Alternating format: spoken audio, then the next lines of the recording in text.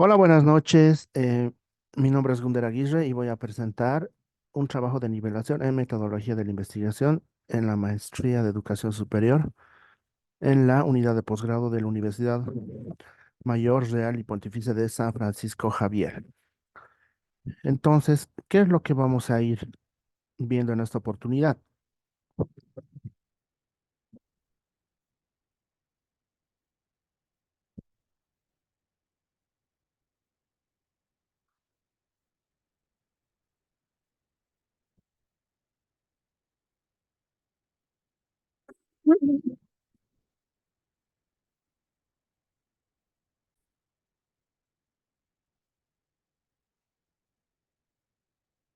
En esta oportunidad vamos a ver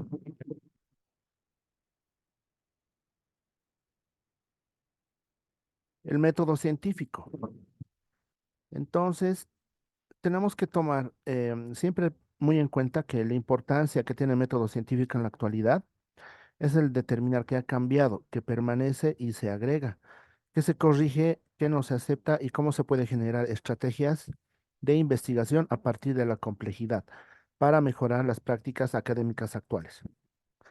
En este caso, por ejemplo, tenemos dos imágenes donde podemos ver que es una secuencia racional de acciones, producto de una experiencia de reflexión que permite plantear y relacionar problemas relacionados con la ciencia. También esto viene de eti, del griego métodos, guía y modo, meta, por, con, hacia, a lo largo y odos, camino, vía. El método científico es un proceso que tiene como finalidad establecer relaciones entre hechos para enunciar leyes y teorías que expliquen y fundamenten el funcionamiento del mundo. ¿Qué es la investigación educativa? Bueno, hablar de investigación educativa es hablar de un proceso de construcción, explicación y comprensión del fenómeno educativo, en el que se presenta la producción de conocimientos vinculados a la vida social y la intervención de diversos campos de conocimiento, como la sociología, la psicología, antropología y cualquier otra carrera. Lo anterior nos lleva a pensar en una interacción de carácter disciplinario a partir de un marco metodológico, en donde no basta con ordenar ideas y conocimientos, sino también generar resultados diversos que planteen nuevas ideas, conceptos y teorías en donde se vean involucrados comportamientos, valores, actitudes que puedan llevar a plantear la investigación educativa como una disciplina dentro del ámbito educativo, cuya naturaleza involucre expresiones y problemas de carácter epistemológico y metodológico.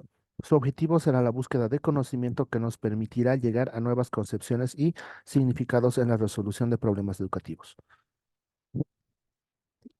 Dentro de esto tenemos que tomar en cuenta lo que es el proceso educativo. El proceso educativo es el nombre con el que se conoce el conjunto de saberes, valores y conocimientos mediante los cuales una persona aprende. En este grupo de elementos se incluyen también cuestiones como la socialización, mismo que es un aspecto fundamental para el desarrollo social. Este tipo de procesos no ocurre de manera idéntica en todos los países del mundo, ni los nombres de las etapas son iguales. Cada nación y cada organismo educativo escoge en función de lo que más beneficie y a los estudiantes. Las estrategias que considera adecuadas, sin embargo, sí hay elementos en común, como los sujetos que intervienen y los lapsos que duran cada fase. En este concepto se puede componer de algunas partes. Por ejemplo, el proceso alude al conjunto de fases o etapas que conforman un hecho, una actividad o un fenómeno. Este va a provenir del latín processus, que significa avanzar, marchar hacia adelante, y además se vincula con el progreso. Y lo que es educativo hace referencia a la educación. En el latín, el término en que ambas nociones derivan, al igual que el educar, es educere, que en español se entiende como conducir o guiar. Diseño curricular. Bueno, dentro de esto tenemos que tomar en cuenta lo que es el proceso curricular. Es un proceso educativo, una secuencia de procedimientos hipotéticos bajo cierto enfoque epistemológico y ciertos criterios de enseñanza que solo pueden comprenderse y comprobarse en una clase. Los procesos curriculares son una serie de pasos que indican el cómo se realiza el desarrollo curricular. Como su nombre lo indica, es un proceso continuo y sistemático que debe realizarse de modo que se pueda tener un desarrollo y planificación adecuada. La investigación curricular constituye el primer paso para crear y elaborar un currículum.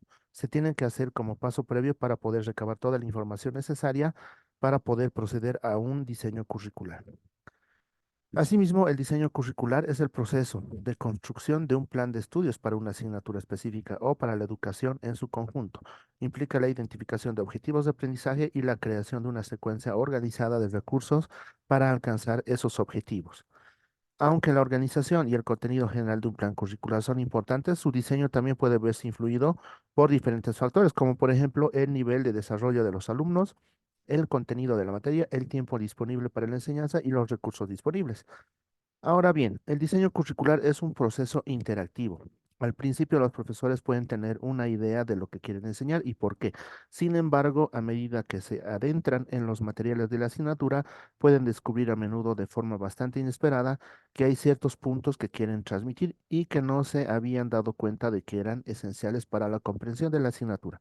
Por lo tanto, pueden volver a revisar sus planes para incluir estos aspectos que descubrieron recientemente en la asignatura o durante el proceso de la misma. ¿No? Por ejemplo, ahí tenemos las competencias, las cuales son con los eslabones de saber, que engloban los conocimientos, saber hacer, las habilidades, poder hacer, las aptitudes y querer hacer con las actitudes. Y también tenemos que tomar en cuenta que dentro de esto se tienen objetivos, ¿no? Por ejemplo, ¿qué quiero que los estudiantes comprendan, conozcan y sean capaces de hacer? Dentro de la evaluación, ¿cómo compruebo que han aprendido y qué criterios han usado? Y dentro de las actividades y contenidos, ¿qué actividades de aprendizaje facilitan el logro de los resultados esperados?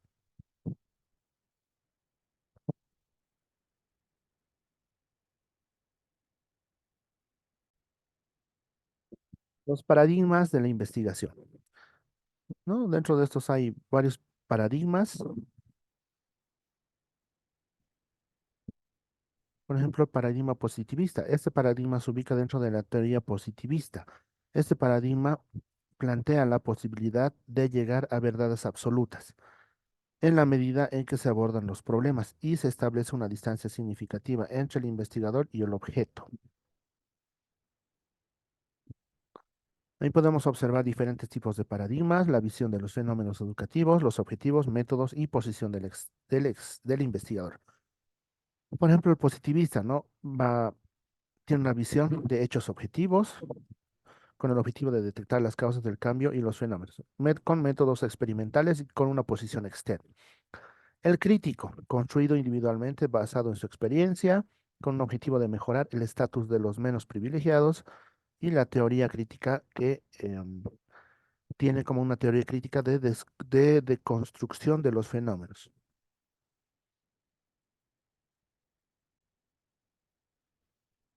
Y como otros modelos de paradigma.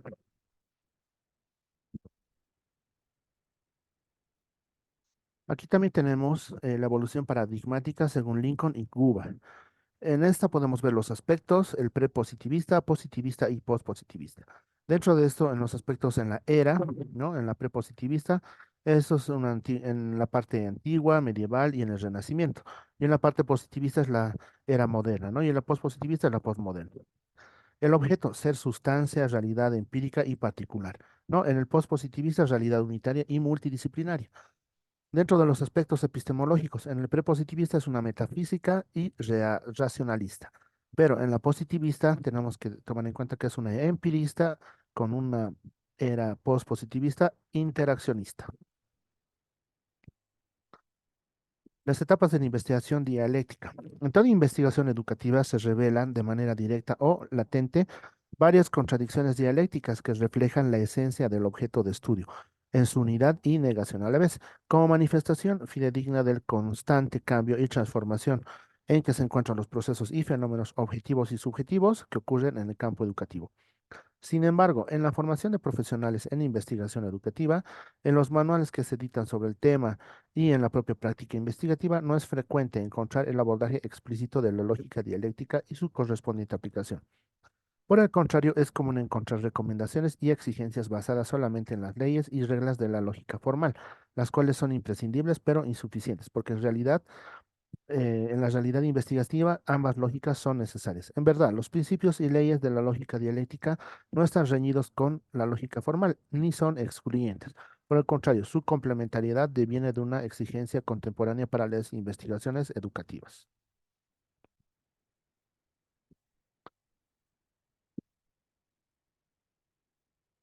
Dentro de esto tenemos que tomar en cuenta el marco teórico. Dentro de esto están eslabones como la teoría, antecedentes y conceptos clave.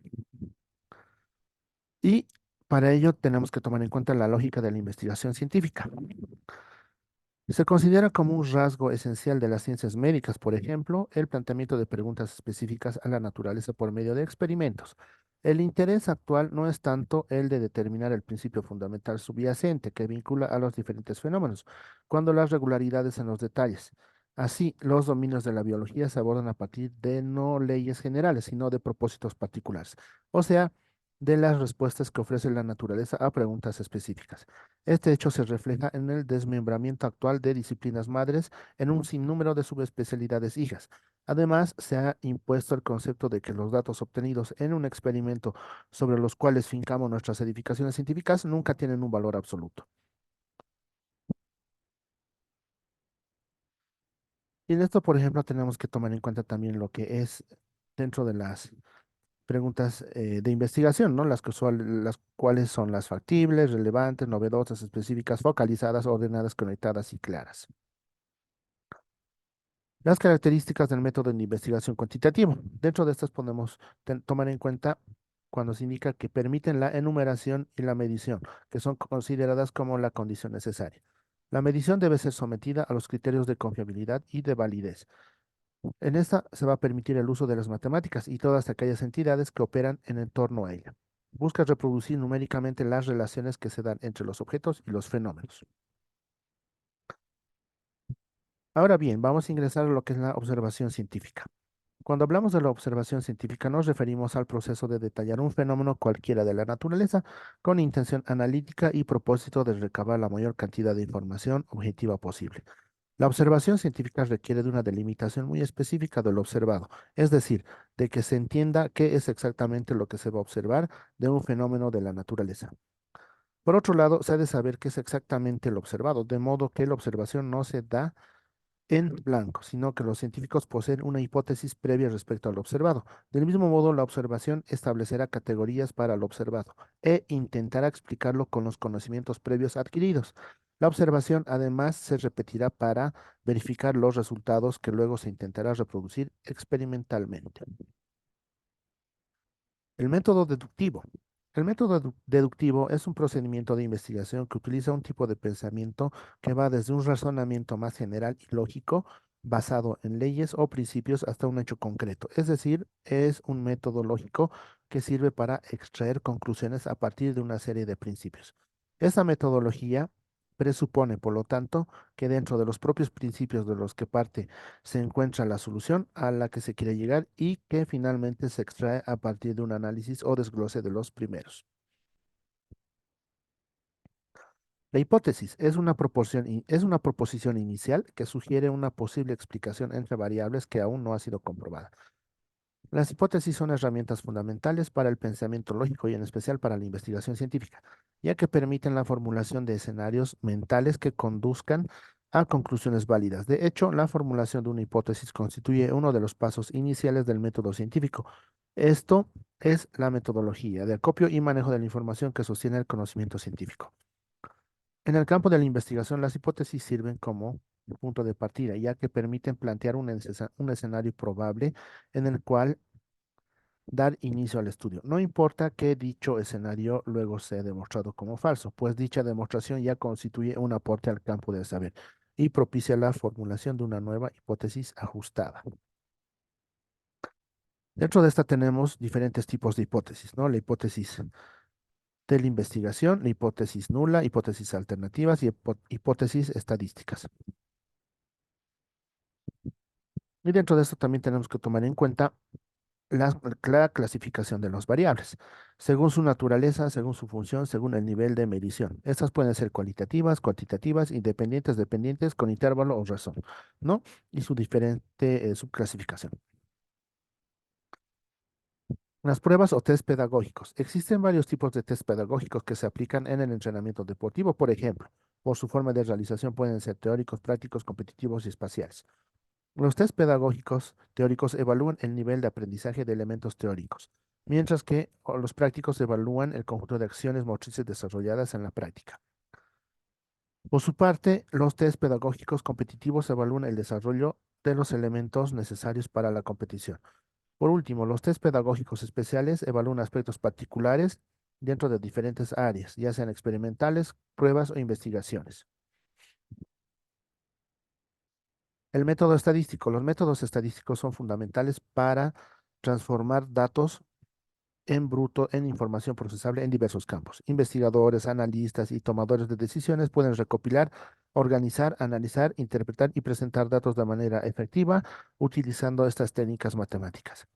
Estos métodos facilitan la comprensión de conjuntos de datos complejos, descubren patrones y permiten tomar decisiones informadas en negocios, salud, ciencias sociales u otras ramas. Los métodos estadísticos proporcionan un enfoque sistemático para el análisis de datos, desde asumir información con estadísticas descriptivas hasta las predicciones y probar hipótesis con las técnicas inferenciales. La encuesta. La encuesta es una técnica que se lleva a cabo mediante la aplicación de un cuestionario a una muestra de personas. Las encuestas proporcionan información sobre las opiniones, actitudes y comportamientos de los ciudadanos. La encuesta se aplica ante la necesidad de probar una hipótesis o descubrir una solución a un problema, e identificar e interpretar de manera más metódica posible un conjunto de testimonios que puedan cumplir con el propósito establecido. Existen varios tipos de clasificación de encuestas, por ejemplo, descriptivas, analíticas. Las descriptivas, que como su nombre lo indica, se proponen describir el estado de la cuestión, o sea, que buscan reflejar la actualidad del tema en torno al cual gira la encuesta. Las encuestas analíticas, que no se limitan a la descripción del tema en cuestión, sino que persiguen alguna clase de explicación, o porque al respecto para ello suelen contactarse e interrelacionarse al menos con dos variables distintas. Para esto, ¿qué se necesita?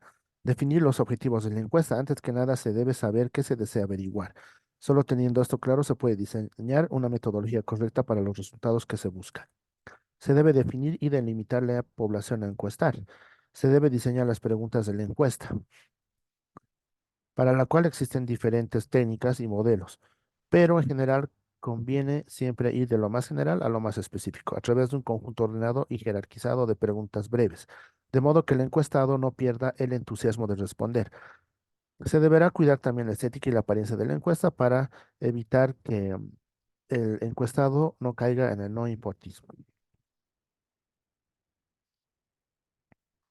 El Research Rabbit utiliza inteligencia artificial para automatizar diversos aspectos del proceso de la investigación, lo que reduce significativamente el tiempo dedicado a las revisiones bibliográficas. Los usuarios pueden crear una cuenta personal para acceder a funciones como alertas personalizadas para publicaciones recientes o tendencias emergentes dentro de sus campos de interés, lo que les permite mantenerse actualizados. En esta se va a presentar diferentes herramientas de visualización y colaboración.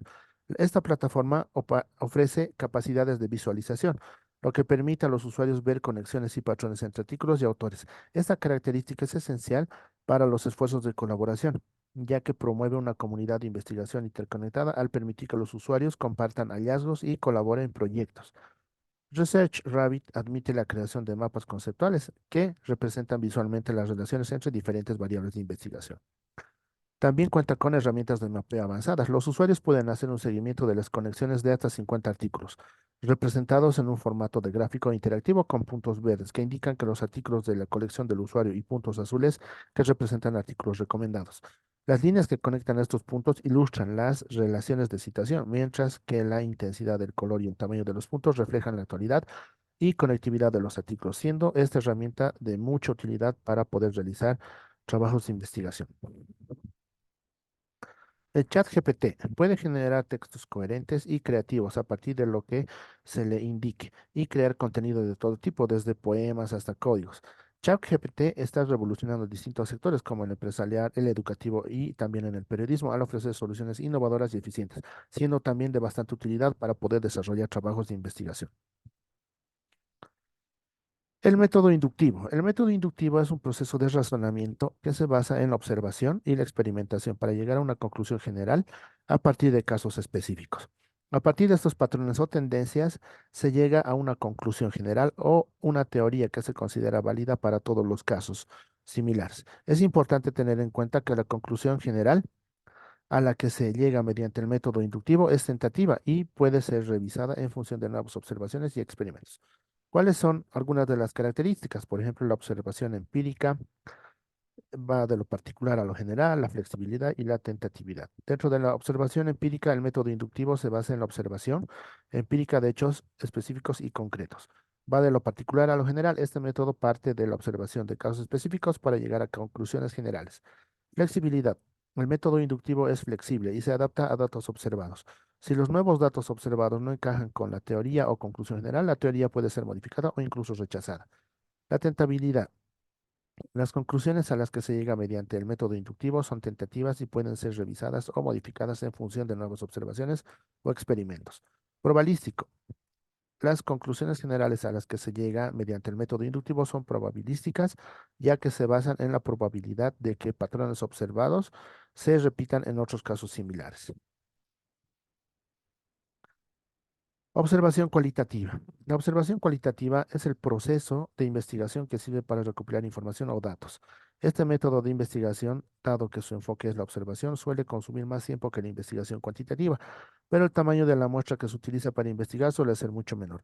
Este tipo de método de investigación suele ser extensa y mucho más personal. La observación cualitativa se enfoca en los cinco sentidos y algunas de las características de la observación cualitativa son que se pueden agrupar de manera muy general en 10 temas que son importantes para los investigadores, para que tengan en mente cuando analizan los datos que recopilen a través de este método. La observación documental. La investigación documental es particularmente frecuente en las disciplinas humanísticas, como en la historia y en las ciencias sociales. Esto responde a que el estudio de las sociedades humanas, en especial cuando se trata de aquellas que vivieron en el pasado, dependen en gran medida de la disponibilidad de materiales hallados sobre el terreno y del registro escrito visual y sonoro que dejaron de sus actividades. En este sentido, la investigación documental se distingue de otros tipos de investigación, como la investigación experimental, en la cual se reproducen fenómenos naturales o sociales en un ambiente controlado, y la investigación de campo, que se sale al terreno para observar de primera mano los fenómenos naturales o sociales. Una investigación documental se caracteriza por lo siguiente: estudia el objeto de interés a través de los documentos existentes sobre el tema, es decir, mediante la lectura de los testimonios escritos y el análisis de los documentos visuales o sonoros. Selecciona un corpus de documentos o fuentes de diverso tipo, textos, imágenes, grabaciones, sonidos, registros audiovisuales, entre otros, para estudiarlos críticamente. Toma en cuenta el contexto de la producción de los documentos mediante la consulta de libros, artículos escritos anteriormente sobre el tema o de otros estudios que hayan trabajado con el mismo tipo de fuentes. Acude a la cita textual como mecanismo de comprobación del uso de las fuentes, es decir, para demostrar la autenticidad de la investigación y para sustentar los argumentos ofrecidos. Gran parte de la investigación se realiza en establecimientos que reúnen bibliografía y documentos como bibliotecas, hemerotecas, archivos, filmotecas, etc. Solo puede hacer uso de aquello que está referido en las fuentes, lo cual constituye una limitación, aunque puede hacerse interpretaciones y sacar conclusiones. Las entrevistas. Hay diferentes tipos de entrevistas. Por ejemplo, una entrevista formal y estructurada se caracteriza por estar planteada de una manera estandarizada. En ella se hacen preguntas que previamente fueron pensadas y que se dirigen a un entrevistado en particular que responde concretamente lo que se está preguntando. Es por esta razón, el entrevistador tiene una libertad limitada a la hora de formular las preguntas, ya que estas no pueden nacer de la entrevista en sí misma, sino de un cuestionario realizado de antemano. Entre sus ventajas se encuentran la información es fácil de interpretar, lo que favorece un análisis comparativo.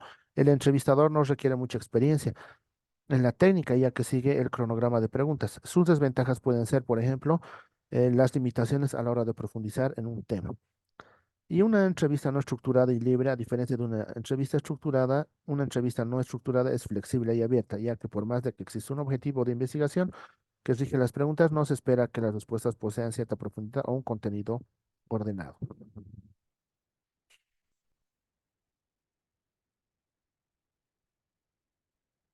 El método histórico lógico es un método teórico de investigación mediante el cual se estudian las distintas etapas por las que atraviesa un objeto, proceso o fenómeno en su sucesión cronológica desde el surgimiento para conocer su evolución y desarrollo con el propósito de descubrir tendencias. Análisis y síntesis. Los conceptos de análisis y síntesis se refieren a dos procesos mentales o actividades que son complementarias entre sí. No sirven para el estudio de problemas o realidades complejas. El análisis consiste en la separación de las partes de esos problemas o realidades hasta llegar a conocer los elementos fundamentales que los conforman y las relaciones que existen entre ellos. La síntesis se refiere a la composición de un todo por reunión de sus partes o elementos que se puede realizar unida en las partes, fusionándolas u organizándolas de diversas maneras. El análisis es una operación intelectual que separa las partes que componen un todo y la síntesis reúne las partes del todo y las convierte en un nuevo, en una unidad. Análisis y síntesis son opuestos entre sí. El final del análisis marca el inicio de la síntesis. Los dos procesos se encuentran reunidos en el estudio de realidades o problemas complejos.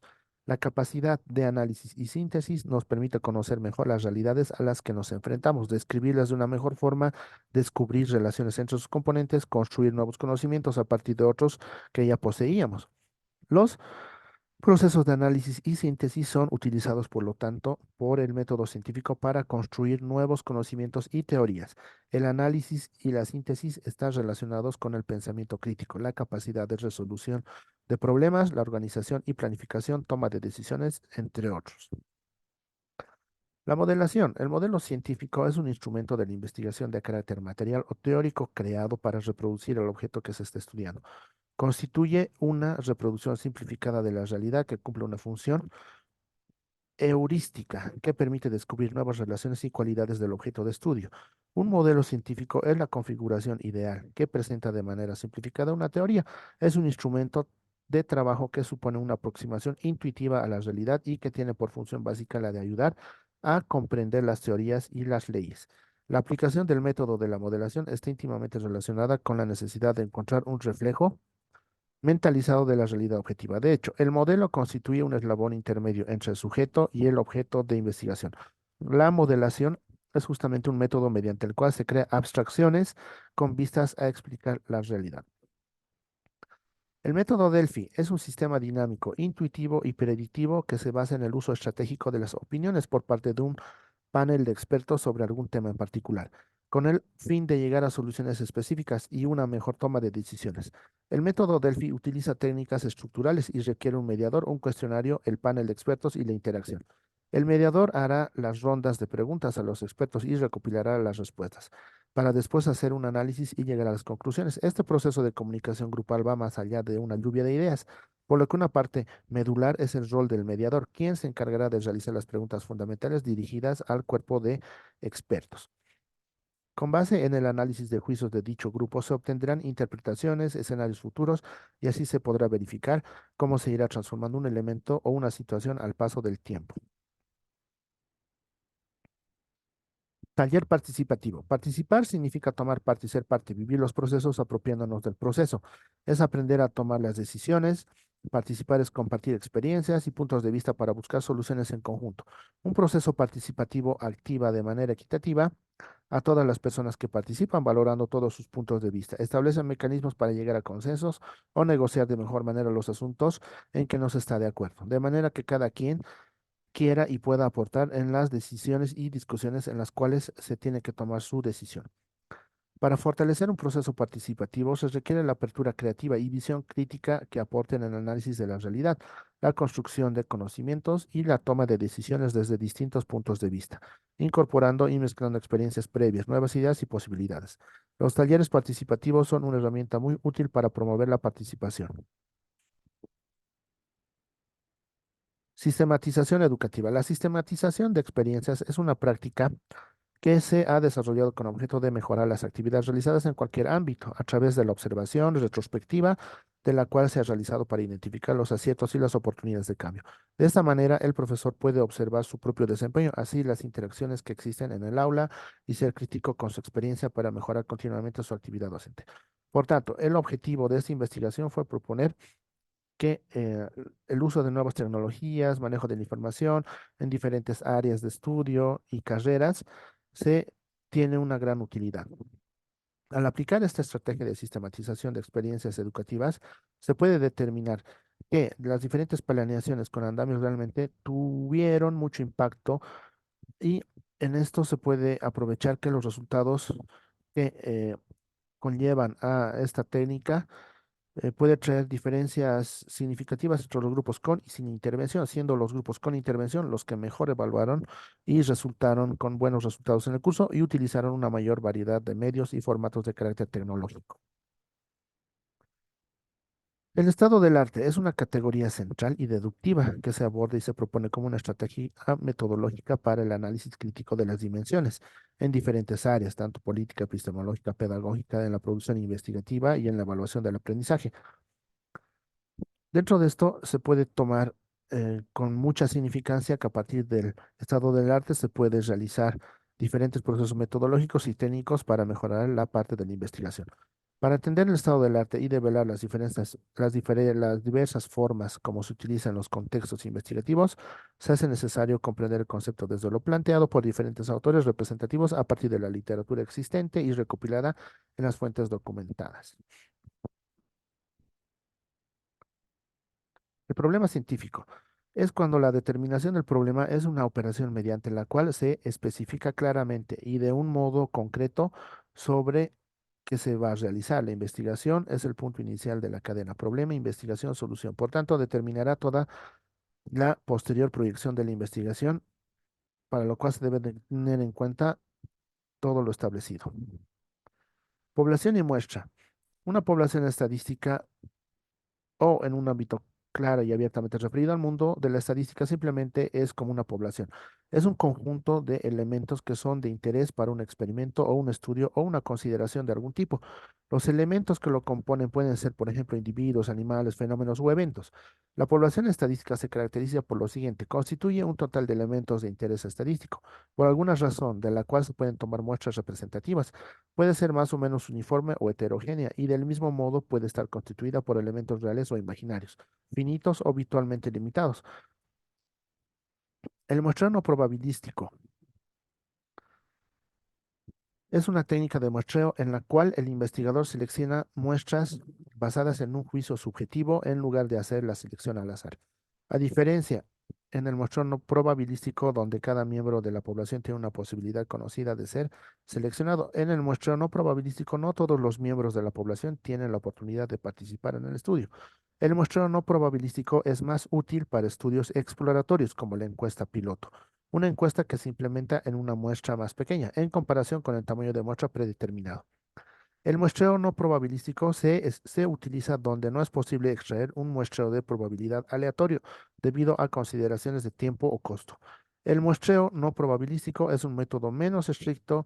Este método de muestreo depende en gran medida de la experiencia de los investigadores. El muestreo no probabilístico comúnmente se lleva a cabo mediante métodos de observación y se utiliza ampliamente en la investigación cualitativa. Bueno, eso ha sido y siempre tomar en cuenta y recalcar que es muy importante saber la metodología en investigación. Y es muy importante fortalecer todos los conocimientos que podamos adquirir para mejorar el sistema educativo, ya sea en pregrado o en posgrado. Muchas gracias. Mi nombre es Gunder Aguirre y agradezco la oportunidad.